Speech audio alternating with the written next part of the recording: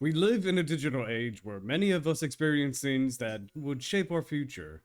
Whether it's simply a gaming session with some friends or a collaborative project for a video or stream, our lives revolve around this new space that is separate from our normal environment, for better or for worse. A series that has reflected this change and how we go about our lives, the struggles we may face, and the connections that bring everyone together is one that many still don't know about. Hello, all you beautiful people, past, present, and yes, even those in the future. My name is Claude, and today we're going to go ahead and answer the question, why does .hack resonate with so many people? This is a follow-up video to what I made years ago about why .hack is awesome. Thousands of you watched that video and shared your thoughts with me. And while I am satisfied with the video, there are some things that I didn't include within it that I want to go ahead and express in this video too, especially since .hack Day is around the corner, or at the time of this video's release will be on .hack Day. I'm going to delve deeper into the series and talk about both its characters and the story. There will be spoilers throughout this entire video, so if you haven't played the games, watched the shows, or pretty much interacted with anything .hack related, I highly recommend either watching the show online, it's on YouTube, or Tubi, wherever it's available. If you haven't played the games, go ahead and pick them up if you can, or if not, just watch some retrospectives online. I mean, after this video, I highly recommend checking out this video and this video right here. Before we get into today's video though, go ahead and hit that like button, subscribe if you want to see more content like this, and let me know your thoughts on the series down below. Alright friends, let's see what makes the world special to a lot of people.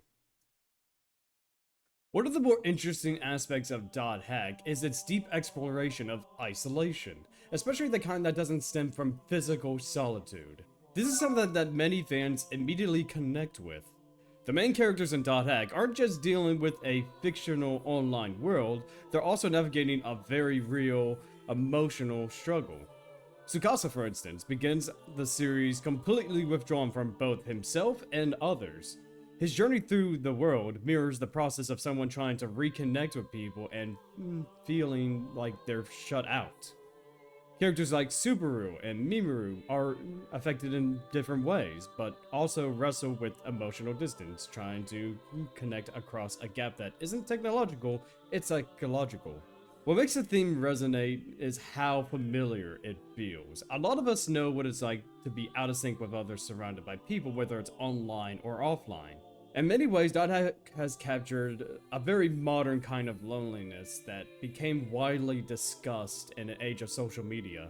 The game series also taps into this theme, with players acting alone against massive systems or mysteries. The designs of the environments, the mood of the music, and the slow pacing reinforce the idea of being isolated in a world that's always busy, just not necessarily with you.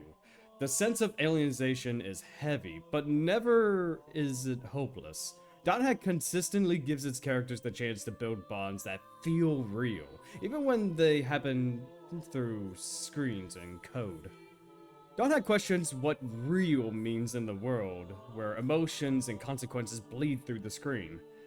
The world is a fictional MMO, but the emotions players feel while logged on are anything but fake. Trauma, friendships, romance, grief, all of it exists on both sides of the interface. This tension becomes most obvious when characters suffer real consequences due to in-game actions. Comas, emotional breakdowns, and even personal growth are often sparked by what happens in the digital realm.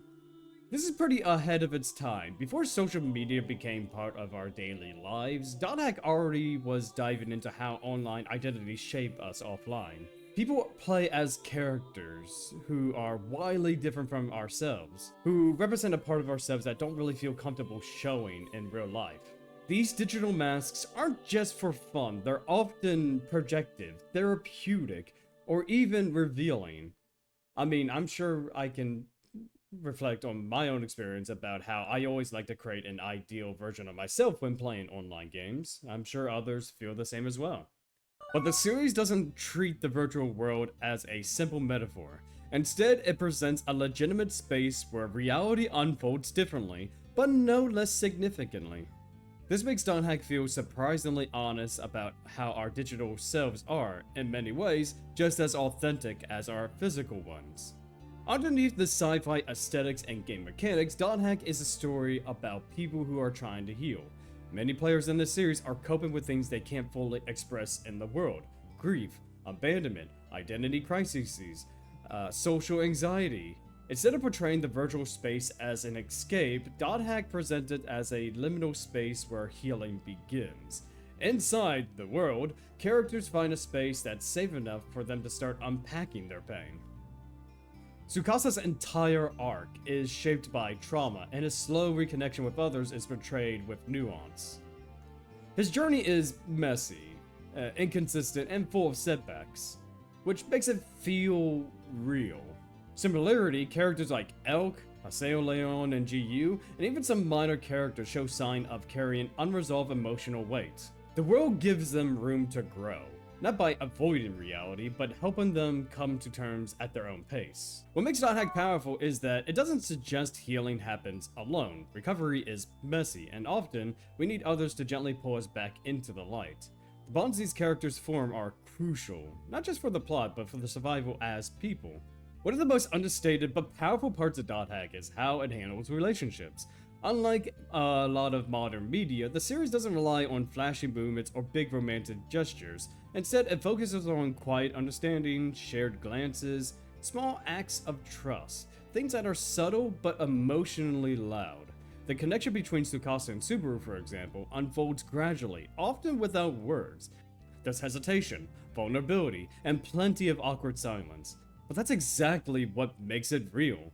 In a game world where most people wear masks or play roles, these characters drop their guard just enough to let someone else in. The emphasis of the quiet emotion is a big part of why Dot Hack feels so different. It respects the audience's ability to sit in stillness, to read between the lines, and to understand the weight of a moment that might seem small on the surface. There are misunderstandings, second chances, and moments of introspective. These relationships aren't always dramatic, but they are earned, and in many ways that makes them feel more lasting. A recurring theme of Dot Hack is the idea that we can find belonging in chosen bonds. Most of the main characters in the series are loners in some way. They're not connected by family, but circumstance and empathy. Over time, they come to rely on each other, not just as teammates in the world, but as emotional lifelines. This found family theme is especially visible in Dot Hack's Sign, where parties form around Tsukasa isn't just there to solve the mystery of the game, although that is a focus. They're there to support each other through personal pain. These characters often begin the story guarded and isolated, but through shared experience, they start forming connections that anchor them emotionally. In the games, this theme continues. Clyde, for instance, doesn't start with a grand destiny or chosen hero narrative. He steps up because someone he cares about needs help. From there, he forms a team out of mutual trust. What bonds them isn't just the mission, it's the understanding that they are chosen to walk together. In a world where people can often feel disconnected from their own communities, this idea that real lasting family can come from people who stay close by your side is quietly revolutionary. One of Dot Hack's most enduring emotional tones is its nostalgia, a longing for something that is out of reach. The aesthetic of the series is a mix of futuristic tech and old school fantasy, but everything feels a little worn, a little faded. The music is haunting, the environments feel vast and lonely, even the user interfaces feel nostalgic for a time when the internet felt mysterious and new. This bond creates a kind of melancholy that lingers through the entire franchise. It's not sadness exactly, it's more like quiet recognition that nothing lasts forever. Friends log off, servers shut down, the people you meet online might disappear without warning, and yet, the feeling remains. For those who grew up in the early internet communities or played MMOs during the golden age, Dot Hack captures something special. The fleeting magic of logging into a world that felt alive, even only for a little while. The sense of wonder mixed with the inevitable fading of memories gives the series emotional weight that sticks with you long after it ends. So after all of this, after the anime, after the games, the weird multimedia sprawl and its legacy it left behind, why does .hack still matter today? The answer is kinda simple. Because the questions I asked back then, they're even more relevant now. When .hack first came out, the idea of living online was kind of novel. Logging into an MMO felt like entering a fantasy realm, separate from real life. But now, that divide barely exists. We're always connected. Social media, online identities, digital avatars, Discord communities, VTubers, metaverse experiments, even AI companions. We've kind of become the very thing .hack warned us about, but also dreamed about. We use avatars to express ourselves. We form real bonds online. We grieve, we grow, we sometimes get lost. And yeah, that's the heart of .hack right there. It never said the internet was bad, but it did say we need to be careful because the internet reflects us. The good, the broken, the hopeful, and the lonely. Sure, it's about MMOs and viruses and anime guys wielding swords, but .hack was always talking about people, about disconnection, healing, and sometimes it's easier to be seen through a screen than it is face to face. Characters like Tsukasa, Elk, Haseo, they aren't trying to win, they're trying to feel safe, to understand themselves, to help the people that they connect with. And that still hits. Especially today, when digital spaces are where many of us find community, validation, and even identity. It reminded us to bring some part of ourselves back with us when we log off. A lot of cyberpunk or virtual reality fiction frames online like a dystopia, something dangerous or fake.